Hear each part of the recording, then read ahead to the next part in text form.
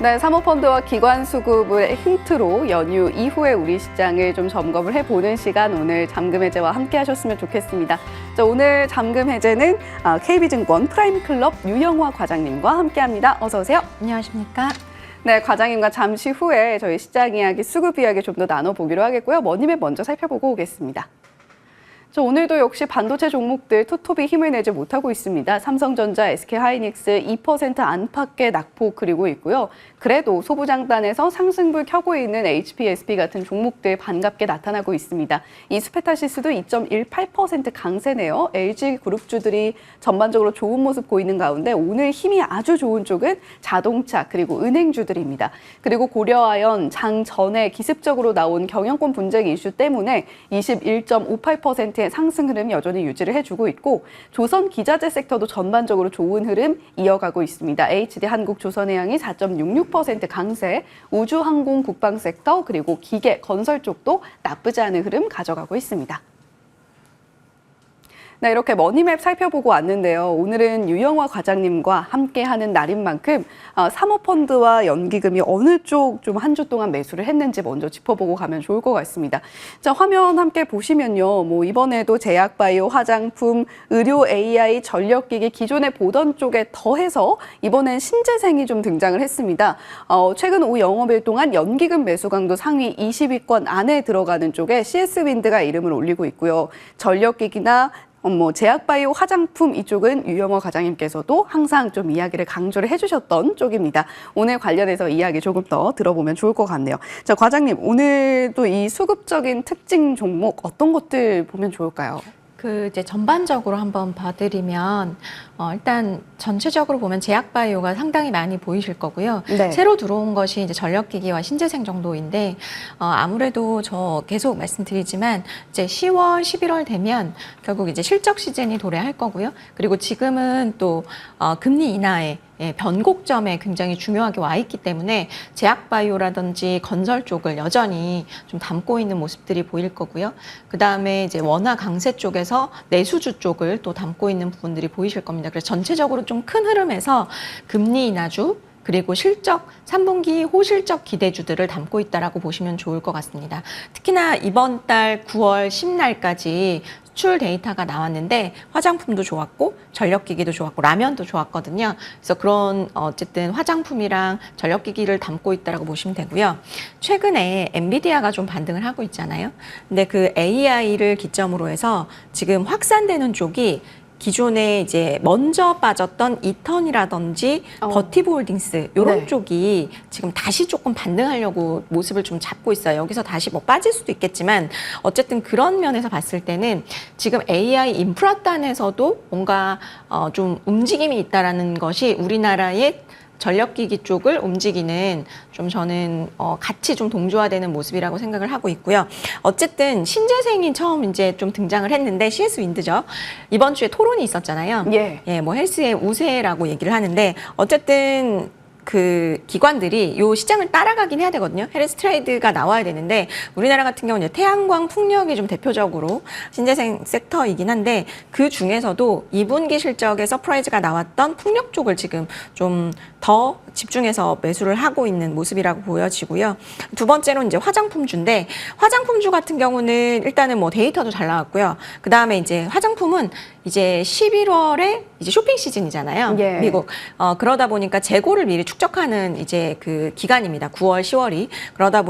그러다 보니까 3분기 실적에 대한 기대감이 지금 반영이 되어 있다라고 보시면 좋을 것 같습니다. 네, 화장품 쪽은 사실 연기금과 사모펀드가 계속해서 좀 주목을 하고 있었던 섹터라면 새롭게 좀 오랜만에 등장한 섹터가 전력기기 그리고 새롭게 등장한 섹터로 신재생 에너지 관련주 해리스 트레이드의 부상으로 우리가 지켜볼 수 있었다라고 이야기해 주셨습니다. 자, 그러면 오늘 본격적으로 잠금 해제 종목 만나보도록 할게요. 첫 번째 종목입니다. 자, 이 종목은 휴메딕스인데요. CDMO의 히든 밸류라고 제목에 붙어 있습니다. 첫 번째 키워드 바로 열어볼게요. 휴메딕스의 첫 번째 키워드는 생물보안법입니다. 이번 주에도 표결이 있었잖아요. 하원에서 압도적인 차이로 통과가 됐는데 생물보안법 관련해서 저희가 추가적으로 체크할 모멘텀들이 있을까요? 네, 생물보안법은 이제 제가 계속해서 미국이 필요로 하는 정책, 그것에 집중을 해야 된다라는 말씀을 드리면서 좀 최근에 계속 업데이트를 드렸던 부분인 것 같은데 중요한 부분은 하원을 통과했음에도 불구하고 세론이 나오지 않았어요. 근데 그 이유는 일단은 하원 통과를 했고요. 그 다음에 이제 상원 통과가 올해 남아있기 때문에 여전히 기대감이 있다라고 보시면 될 것 같고 실제는 32년부터 이 규제가 적용이 되지만 결국 이 규제가 적용이 된다면 점점 이 중국에서 이 어떤 수주를 받았던 부분들을 한국으로 이전을 할 거기 때문에 수주에 대한 어떤 기대감은 계속해서 가져간다라고 보시면 될 것 같고요.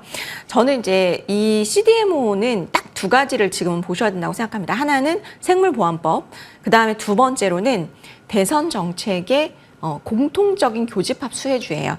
그래서 일단은 지금 우시바이오 그룹을 좀 들여다볼 필요가 있거든요. 그들이 과연 어떤 기업이었는가를 봐야 거기에서 그 기회를 좀 찾을 수 있다라고 생각을 하는데 이 회사는 우리나라 삼성바이오로직스랑은 조금 달라요. 신약 개발 초기 단계부터 참여를 해서 상업화까지 원스톱 서비스를 제공했던 기업입니다. 그게 이제 그나마 반사이익이 예상되는 기업들이 론자라든지 바이오로직스, 카탈란트, 후지필름 정도인데요. 이런 기업들이 이제 수혜를 받게 되면 결국 우리나라 바이오 소부장들은 성장 기회를 확보할 수 있다라는 것이 저희 아이디어인 거거든요.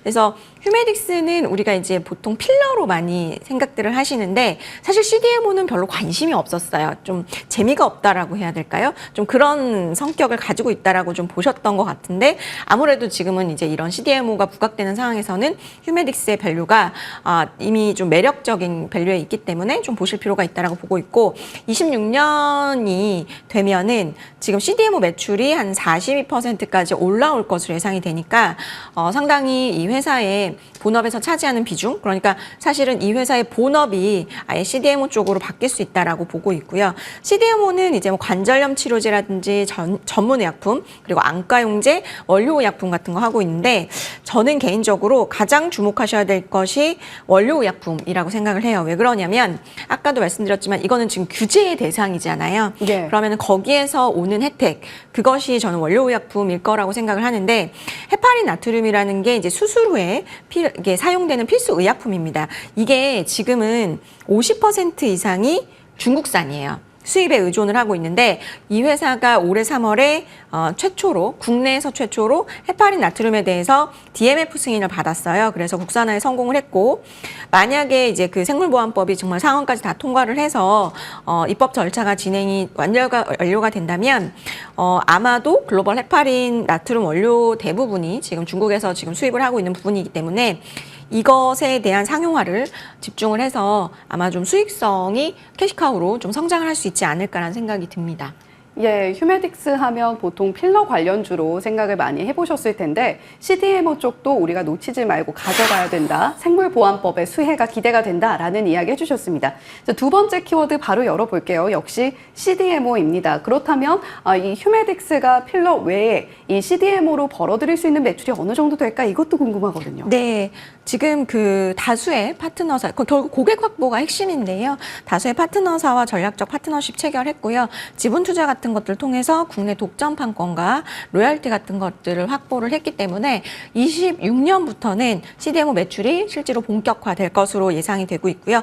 예상 실적 같은 경우는 이제 올해가 영업이익 530억, 내년 같은 경우 영업이익 600원대 달성을 할 것으로 전망이 되고 있습니다. 26년에는 더 늘어날 수 있을 것으로 보고 있고요. 그 다음에 아까 말씀드렸던 원래 휴메딕스의 매력 포인트, 필러 같은 경우가 지금 작년부터 이어지는 해외 그 수출처 다변화가 지금 좀 상당히 긍정적입니다. 왜냐하면 국내에 파는 것보다 수출 판가가 2배 이상 높거든요. 그래서 수출 쪽이 늘어나면 ASP가 무조건 좋아진다라고 보시면 될 것 같고요.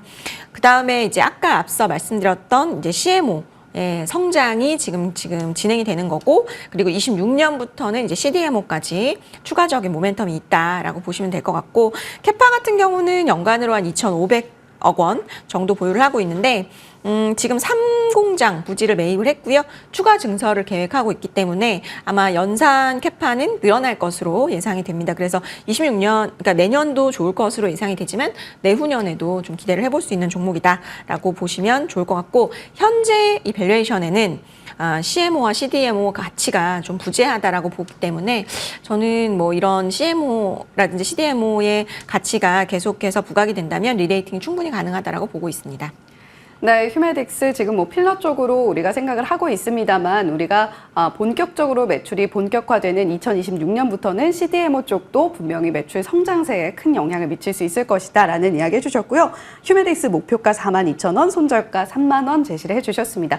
자, 두 번째 잠금 해제 종목으로 바로 이어가 보도록 할게요. 이번 종목은 바로 VT입니다. 효자템 리들샷 저도 갖고 있거든요. 자, VT 자세한 내용들 키워드 첫 번째로 살펴보겠습니다. 실적인데요. 이번에 또 데이터가 나왔죠? 네, 데이터 잘 나왔고요. 지금 앵커님도 사용하시다시피 저도 사용하거든요. 네. 제 주변에 거의 사용 안 하시는 여성분들이 없고, VT의 리들샷 같은 경우는 사용을 안 하면 얼굴에 티가 나기 때문에 사용을 안 하기가 좀 힘들어요. 광이 나요. 네, 광이 나고 모공이 줄어들고 그런 효과들이 있어서 사용을 안 하기가 쉽지 않다라는 면에서 저는 이 기업의 성장을 조금 더 볼 수 있지 않을까라고 생각하고 있고요. 지금 연결도 좋았는데요. 별도도 상당히 좋았어요. 별도, 화장품 별도 매출이 영업이익이 한 200억 정도, 뭐 QOQ로는 6% 정도 하락하긴 했지만 YOY로는 247% 성장했습니다. 전년 대비해서 성장세가 계속되고 있는 상황에서 영업이익 아까 조금 소폭 감소했다라고 말씀을 드렸는데, 이거는 이제 일본 쪽에서의 역기자 영향이 좀 있었다라고 보시면 될 것 같고요.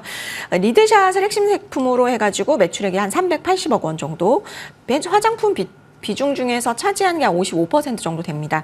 그리고 최근에는 또 토닝샷이라 그래가지고 우리가 이제 리들샷은 그 리들 디바이스를 대신하는 화장품이잖아요. 네. 근데 토닝샷은 토닝이라고 혹시 아십니까? 여기 기미잡티 같은 것들 제거해주는 디바이스. 네네네. 그거 한번 하려면 10번 정도 받아야 그나마 좀 맞아요. 옅어진다 이런 얘기 하잖아요. 근데 그거를 또 약간 코스메틱화 한 거거든요. 저 실제로 사용을 해보고 있는데 기미잡티가 좀 옅어지는 효과가 좀 있는 것 같아서 네. 요것도 저는 개인적으로 좀 기대를 해볼 만하다라고 보고 있고, 뭐 지역별로도 계속해서 성장을 하고 있어요. 그래서 저는 지금 국내 화장품 부문에서 국내 비중이 이제 1Q에 30%, 2Q에 37%까지 확대가 되는 부분들, 그 다음에 다이소에서 상당히 잘 팔리고 있습니다. 그쵸. 그리고 자사몰, 자사몰은 마진이 좋죠. 자사몰에서도 상당히 잘 판매가 되고 있기 때문에 이런 부분들 상당히 긍정적이라고 말씀드릴 수 있을 것 같아요. 네, 토닝샷 영업당한 것 같은데 저도 한번 사보고 싶다라는 생각이 드네요. 아직까지는 리들샷만 써봤는데. 자, 그렇다면 두 번째 키워드 바로 열어볼게요. 이번엔 수출입니다. VT 같은 경우는 매출의 다각화가 글로벌적으로 좀 일어나고 있는 상황인 것 같아요. 저희가 이 키워드 들어보면서 저희 가격 전략까지 함께 들어보겠습니다. 네. 일단은 상반기에는 일본 쪽에서 외형 확대가 이루어졌었고요. 그 다음에 이제 하반기에 기대되는 부분들은 미국, 중국, 동남아 쪽에서 성장 동력이 좀 생길 수 있을 것 같습니다. 3분기에 좀 기대 포인트라고 보면은 일본 좀 정기 행사가 있고요. 온라인 쪽에서. 그다음에 신규 채널 진출하는 거, 코스트코랑 홈쇼핑. 그리고 미국은 아마존 집중해서 이제 아마 타겟으로 할 것 같고요. 인플루언서 틱톡 마케팅도 계속해서 본격화할 것으로 예상이 되고, 이런 부분들이 상당히 미국에서는 기대점이 있다라고 보시면 되고, 저는 이제 중국이 저는 좀 기대 포인트가 있거든요. 중국 분들이 좀 기름진 걸 많이 드셔가지고 피부가 약간 좀 지성이신 분들도 계셔서 저는 좀 기대가 된다라고 보고 있고, 위생허가가 지금 12월 정도에 좀 예상이 돼서 좀 요것도 하나의 좀 모멘텀이다라고 생각을 하고 있고요. 그래서 저는 개인적으로 지난 7월에 있었던 딜이 상당히 중요하다고 생각하는데, 지난 7월에 그 큐브엔터 지분을 조금 처분을 해서 화장품 제조사 ENC의 지분을 50% 확보를 했어요. 그래서 연결 편입으로 결정을 했고요. 근데 ENC가 이제 뭐 하던 회사냐면 리들샷 만들던 회사거든요. 그래서 이 회사를 아예 그냥 인수를 한 거예요. 그러니까 결국 해외 진출을 내가 본격적으로 하는 데 있어서 물량의 조달을 문제가 없도록 하겠다. 결국 화장품의 사업을 앞으로 더 확장하고 견고하게 하겠다라는 의지를 보여준 것이기 때문에 저는 이 부분이 상당히 의미가 있다라고 보고 있습니다. 네, 가격 전략 저희가 살짝 놓고 갔는데 목표가 43,000원, 손절가 3만 원 제시를 해주셨습니다. 지금 저희 유튜브 채팅창에 역시 얼굴 재건주라고 오아시스님께서 남겨주셨는데 자, 얼굴 재건 확실하게 할 수 있는 VT 가격 전략까지 챙겨가시면 좋겠고요. 지금까지 KB증권 프라임클럽의 유영화 과장님과 함께 잔금 해제 이어갔습니다. 과장님 오늘 말씀 고맙습니다. 감사합니다.